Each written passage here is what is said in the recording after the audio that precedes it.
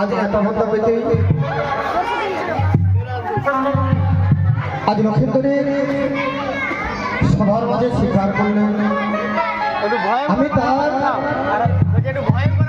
স্বামীর প্রাণ ফিরিয়ে দেবো, কিন্তু আমার তার শ্বশুরের হস্তে আমার চরণে পুজো দিতে হবে। তাই মা বেহুলা স্বীকার করেছেন। তাই বা লক্ষ্মীন্দরের এখানে দান করবো, আপনারা 2-5 টাকা দিতে পারেন।